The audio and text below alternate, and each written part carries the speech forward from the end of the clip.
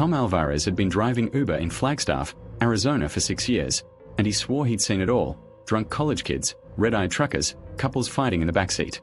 But nothing had prepared him for the ride that made him quit driving forever. It happened on a Wednesday night, the kind of night where the desert wind seems to whisper things you shouldn't hear. Tom was about to end his shift when he received a final ping.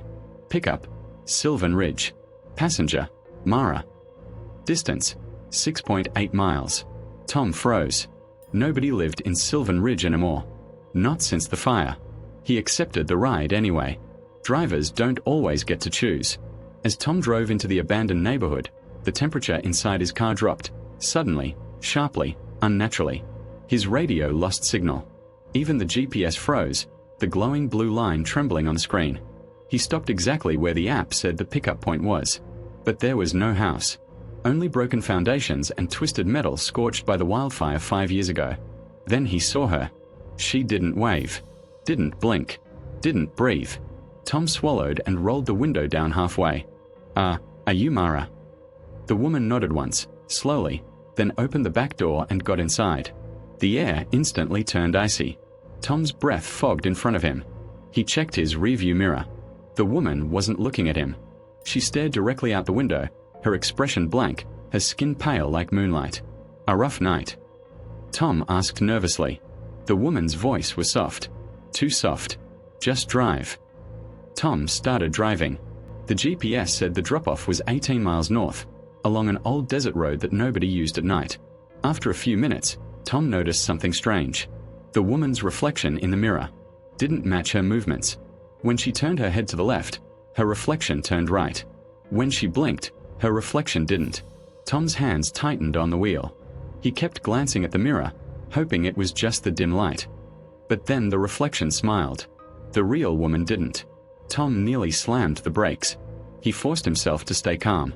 He'd heard stories, hallucinations from exhaustion, desert illusions, weird optical tricks, but this felt intentional. "Everything okay back there?" he asked. Silence.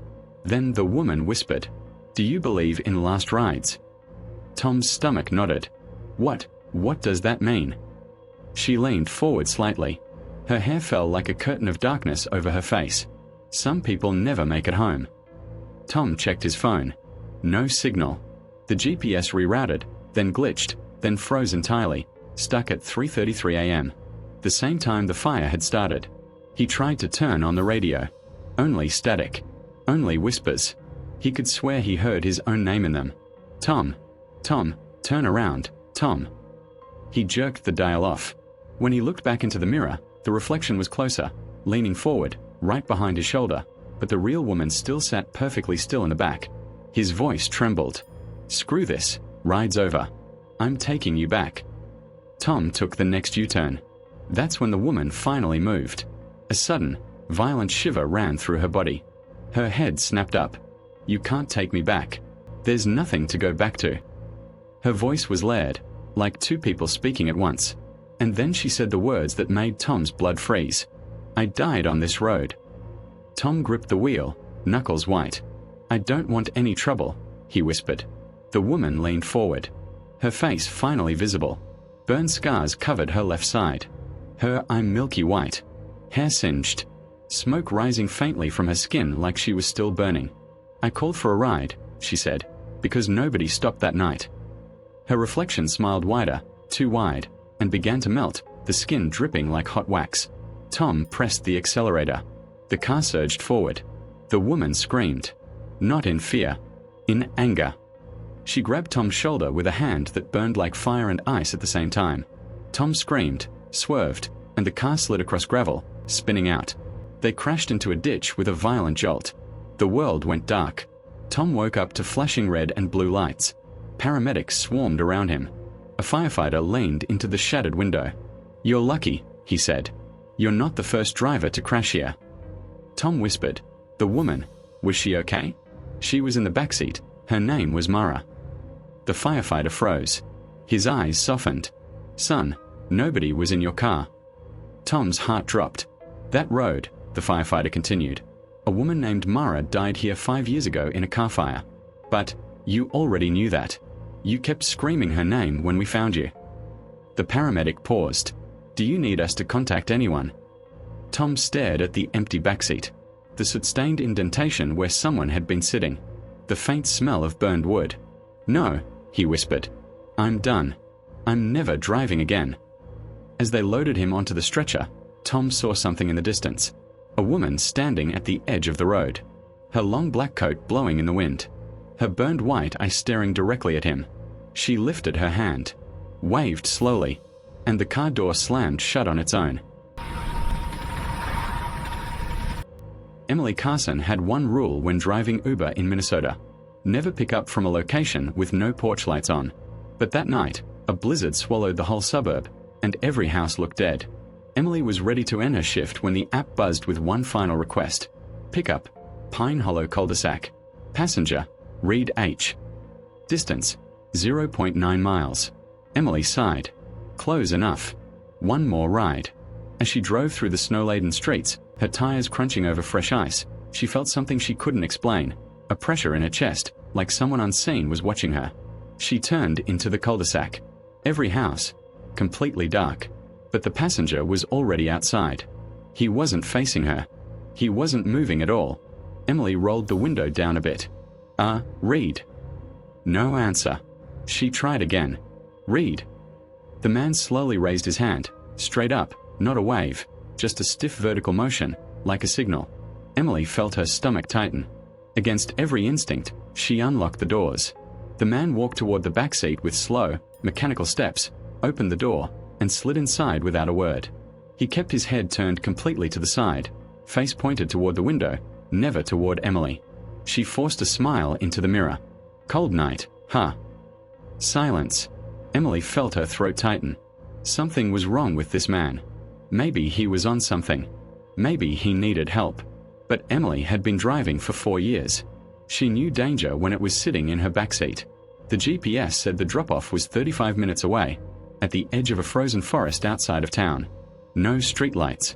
No houses. No reason anyone should be going there at 2 a.m. She drove anyway. 10 minutes passed before Emily couldn't take it anymore. You okay back there? She asked softly. The man didn't turn, didn't speak, but Emily saw something in the mirror. He was smiling. Not big, not wide, just a stretched, wrong grin across a face she still couldn't fully see. She swallowed hard. Do you need to go to a hospital? The smile grew. His voice came out low, raspy, dry. You see me? Emily felt her heart slam against her ribs. What do you mean? The man's head twitched, one sharp jerk, but he still did not turn toward her. Most drivers don't see me. Emily's skin crawled. What do you mean, they don't see you? His breathing grew louder, wet, strained. They drive right past. Emily's hands tightened around the wheel.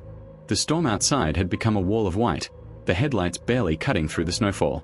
Is this a prank? She whispered. The man exhaled slowly. I've been waiting a long time, for someone who sees me. Emily's pulse throbbed in her ears. Suddenly, he tried to turn toward her.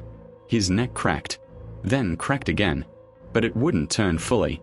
Emily gasped. Are you hurt? He didn't answer. Instead, he lifted one hand and pressed it against the window. Emily saw long, thin fingers, purple from cold, or something else. Then she saw it. A dark red smear on his collar. Blood. Her voice shook. Sir, I can pull over. If you're injured. The man chuckled. A low, broken sound. I'm far past injured. Emily's breath hitched. I died in this snow. Emily felt all warmth leave the car. Reed continued, but the voice now sounded doubled, like two people speaking. I waited for help. Nobody stopped.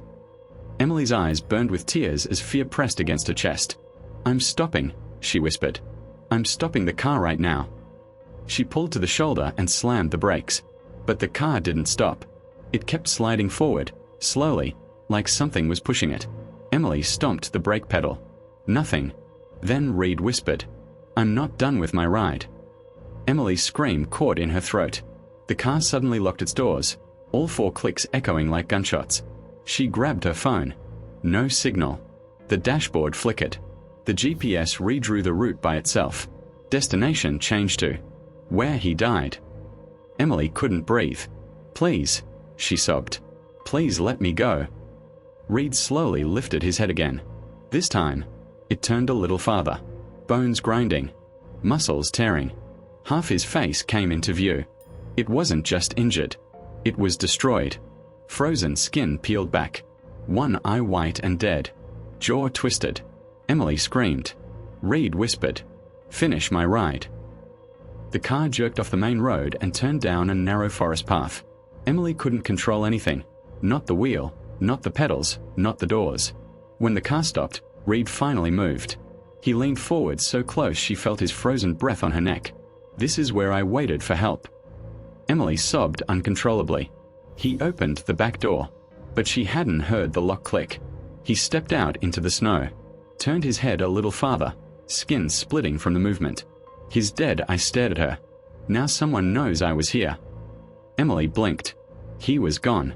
Just gone. The car unlocked itself. The GPS reset. Her phone buzzed back to life. She drove home shaking, crying, unable to breathe right. When she checked her Uber trip history, the last ride didn't exist. No passenger named Reed H. No pickup from Pine Hollow. But there was a new notification. "Thanks for the ride." Sent from a user with no name. No photo. No history. And the profile picture changed by itself as she stared at it. Into the half-frozen, broken face she saw in the backseat. If these two true late-night Uber encounters chilled you, just imagine what's still out there on the roads. Hit like if your heart skipped a beat, subscribe for more real horror, and comment "I'm still awake" if you made it to the end. Your engagement keeps these terrifying stories coming. If you dare.